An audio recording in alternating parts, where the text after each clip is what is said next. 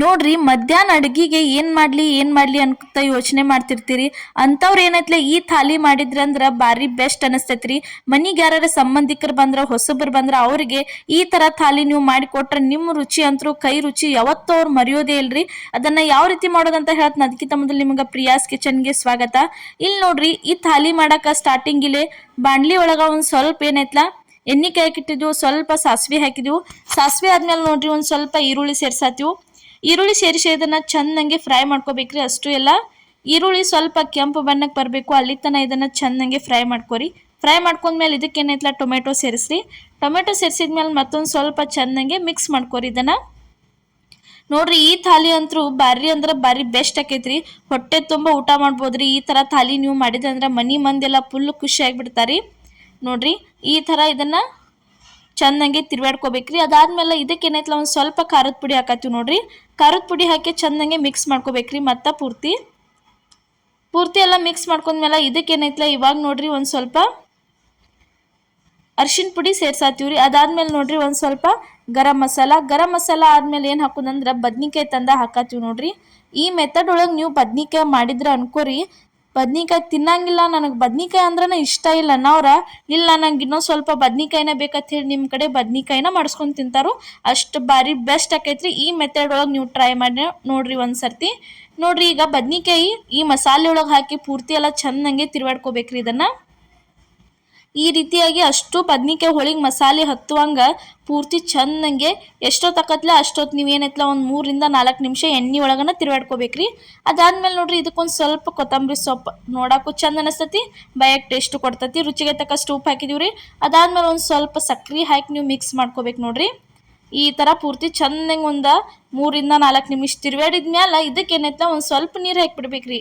ನೀವು ಎಷ್ಟು ಜಾಸ್ತಿ ತಿರ್ವಾಡ್ತೀರಿ ನೋಡ್ರಿ ಎಣ್ಣೆ ಒಳಗನ ಅಷ್ಟು ಬಾರಿ ಬೆಸ್ಟ್ ಆಗಿ ಬರ್ತೈತ್ರಿ. ಬದ್ನಿಕಾಯಿ ಪಲ್ಯ ಅಂತೂ ಎಲ್ಲರೂ ಇಷ್ಟಪಟ್ಟು ತಿಂತಾರಿ. ಇಲ್ಲಿ ನೋಡ್ರಿ ಈ ರೀತಿಯಾಗಿ ಸ್ವಲ್ಪ ನೀರು ಹಾಕಿ ತಿರ್ವಾಡ್ಕೊಂಡ ಬಿಡುದ್ರಿ. ಬದ್ನಿಕಾಯಿ ಅಂತೂ ಬಾರಿ ಬೆಸ್ಟ್ ಅಂದ್ರೆ ಬೆಸ್ಟ್ ರೆಡಿ ಆಗಿಬಿಡ್ತೈತ್ರಿ. ಈ ಸ್ವಲ್ಪ ಇನ್ನ ಹಸಿ ಇದಾವೆ ನೋಡ್ರಿ ಹೋಳ ಒಂದು ಸ್ವಲ್ಪ ಕುದಿ ಅಷ್ಟೇ ಕುದಿಸೋದ್ರಿ, ಜಾಸ್ತಿ ಕುದಿಸಂಗಿಲ್ಲ.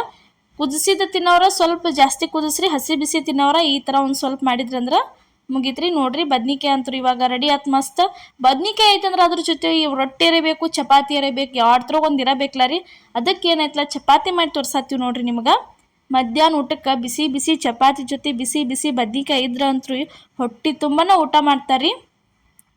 ಇಲ್ಲೇ ಒಂದು ಉಳಿ ತೊಗೊಂಡಿದ್ದೀವಿ ನೋಡ್ರಿ, ಅದನ್ನು ಚೆನ್ನಾಗಿ ಸ್ವಲ್ಪ ಲಟ್ಟಿಸಿ ಅದಕ್ಕೆ ಏನಾಯ್ತಲ್ಲ ಒಂದು ಸೈಡ್ ಸ್ವಲ್ಪ ಎಣ್ಣೆ ಹಚ್ಚಿ ಆಮೇಲೆ ಹಿಟ್ಟೊಳಗೆ ಎದ್ಕೊಂಡ ಬರ್ಬೇಕ್ರಿ. ಎದ್ಕೊಂಬಂದ ಈ ರೀತಿ ನೋಡ್ರಿ ಎರಡು ಸೈಡ್ ಚೆನ್ನಾಗಿ ಈ ರೀತಿ ಮಡ್ಚ್ಕೋಬೇಕು. ನೋಡ್ರಿ 3 ಮೂಲಿನೂ 3 ಪದರ ಅಂದ್ರೆ 3 ಮೂಲಿ ಚಪಾತಿ ಮಾಡಿ ನಿಮ್ಗೆ ತೋರ್ಸಾತೀವಿ ನೋಡ್ರಿ.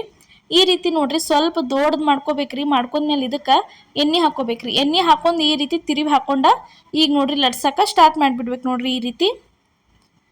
ಈ ರೀತಿ ಚೆನ್ನಾಗೇನ ದಂಡಿನ ತಿಡ್ಕೋಬೇಕ್ರಿ. ಅಂದ್ರೆ ಚಪಾತಿ ಚಲೋ ಆಗಿ ಬರ್ತಾವ್ರಿ. ಖಾನಾವಳಿ ಸ್ಟೈಲ್ ಒಳಗೆ ಚಪಾತಿ ಆಗಿ ಬರ್ತಾವು. ಈ ಥರ ದಂಡಿ ತಿಡ್ಕೋಬೇಕ್ರಿ, ಬರೇ ನಡುನ ತಿಡ್ಕೋಕೆ ಹೋಗ್ಬಾರ್ದ್ರಿ. ಸ್ವಲ್ಪ ದಂಡಿನ ತಿಡ್ಕೋತಾ ಬಂದ್ರೆ ಅಂದ್ರೆ ಚಪಾತಿ ಅಂತೂ ದೊಡ್ಡ ಚಪಾತಿ ಹಿಂಗದಿಷ್ಟು ದೊಡ್ಡ ಮಾಡಿದ್ರಿಂದ ಒಂದು ತಿನ್ನುವಲ್ಲಿ 2 ಚಪಾತಿ ತಿಂದ್ರೆ ಹೊಟ್ಟಿನ ತುಂಬಿ ಹೋಗತ್ರಿ. ಆ ಥರ ಆಕೈತೆ ನೋಡ್ರಿ. ಇಲ್ಲಿ ನೋಡ್ರಿ ಇವಾಗ ಚಪಾತಿ ಅಂತೂ ರೆಡಿ ಆಯ್ತು. ಇಲ್ಲೇ ತವಾಕ್ ಆದತಿ. ತವದ್ಮೇಲೆ ಒಂದು ಸ್ವಲ್ಪ ಎಣ್ಣೆ ಗೊಜ್ಜೆ ಚಪಾತಿ ತಂದ ಹಾಕತ್ತೀವಿ ನೋಡ್ರಿ. ಈ ರೀತಿ ನಿಮ್ಮ ಕಡೆ ಈ ರೀತಿ ಶೀಟ್ ಇರಲಿಲ್ಲ ಅಂದ್ರೆ ನೀವೇನು ಮಾಡಿರಿ, ನಾರ್ಮಲ್ ಟೆಫ್ಲಾನ್ ಶೀಟ್ ಇರ್ತಲ್ಲ ಶೀಟ್ ಮೇಲೂ ನೀವು ಚಪಾತಿ ಮಾಡ್ಕೋಬೋದ್ರಿ. ನೋಡ್ರಿ ಒಂದು ಸೈಡ್ ಪೂರ್ತಿ ಎಲ್ಲ ಬೆಂದತ್ಲ ತಿರುವಿ ಹಾಕತ್ತೀವಿ ನೋಡ್ರಿ. ಈಗ ನೋಡ್ರಿ ಈಚೆಗಡೆ ಸೈಡು ಪೂರ್ತಿ ಚೆನ್ನಾಗಿ ಬೆಂದತಿ. ಈಗ ಚಪಾತಿ ರೆಡಿ ಆಯ್ತು ನೋಡ್ರಿ. ಒಂದು ಚಪಾತಿ ಅದೇ ರೀತಿ ಅದ ಮೆಥಡ್ ಒಳಗೆ ಇನ್ನೊಂದು ಚಪಾತಿ ನಾವು ಮಾಡಿ ತೋರ್ಸಾತೀವ್ರಿ. ಯಾಕಂದ್ರೆ ಒಂದೇ ಚಪಾತಿಗೆ ಹೊಟ್ಟೆ ತುಂಬಂಗಿಲ್ರಿ, 2 ಚಪಾತಿರ ಬೇಕರಿ. ಅದಕ್ಕೆ ಇನ್ನೊಂದು ಚಪಾತಿ ನಾವು ನಿಮ್ಗೆ ಮಾಡಿ ತೋರ್ಸಾತೀವಿ ನೋಡ್ರಿ. ಇಲ್ಲೇ ಈ ಥರ ಮಧ್ಯಾಹ್ನ ಊಟಕ್ಕೆ ಬಿಸಿ ಬಿಸಿ ಚಪಾತಿ, ಬಿಸಿ ಬಿಸಿ ಬದ್ನಿಕಾಯಿ ನೀವು ತಿಂದೇ ಇರ್ತೀರಿ. ಯಾಕಂದ್ರೆ ಉತ್ತರ ಕರ್ನಾಟಕ ಮಂದಿ ಕಂಪಲ್ಸರಿ ಬದ್ನಿಕಾಯಿ ಚಪಾತಿ ಎಲ್ಲರೂ ಪಡ್ತಾರಿ. ಹಂಗೇನಾರ ನೀವು ತಿಂದಿದ್ರಂದ್ರೆ ಮರಿಲಾರ್ದ ನಮಗೆ ಕಮೆಂಟ್ ಒಳಗೆ ನೀವು ತಿಳಿಸ್ರಿ. ನೋಡ್ರಿ ಈ ರೀತಿಯಾಗಿ ಚೆನ್ನಾಗಿ ಲಟ್ಟಿಸ್ಕೋಬೇಕು ನೋಡ್ರಿ ಪೂರ್ತಿ ಎಲ್ಲ. ಆವಾಗಲೇ ಹೇಳಿನ್ಲೆ ಅದ ಮೆಥಡ್ ಒಳಗನ ನೀವು ಈ ರೀತಿ ಮಾಡ್ಕೋಬೇಕು ನೋಡ್ರಿ. ಈ ಚಪಾತಿನೂ ನಾವು ಮಾಡ್ಕೊಂಡಿದ್ದೀವಿ. ಚಪಾತಿ ರೆಡಿ ಆಯ್ತು. ಸ್ವಲ್ಪ ಅದ್ರ ಮೇಲೆ ಎಣ್ಣೆ ಹಚ್ಚಿ ತವದ ಮೇಲೆ ಹಾಕತ್ತೀವಿ ನೋಡ್ರಿ. ಈ ಥರ ಮಾಡಿದ್ರೆ ಅಂದ್ರೆ ಚಪಾತಿ ನೀವು ಸಾಯಂಕಾಲ ಮರುದಿನ ಬೆಳಿಗ್ಗೆ ನಾಷ್ಟಾ ಟೈಮ್ ತನಕನೂ ತಿಂದ್ರೂ ಇದೇ ಥರ ಮೆತ್ತಗಂಗೆನ ಉಳಿತಾವ್ರಿ ಚಪಾತಿ. ಇಲ್ಲಿ ನೋಡ್ರಿ ಇದು ಚಪಾತಿ ಎಷ್ಟು ಮಸ್ತ್ ಉಬ್ಬಿ ಬಂದೈತೆ ನೋಡ್ರಿ, ತೋರ್ಸಾತೀವಿ ನಿಮಗೆ.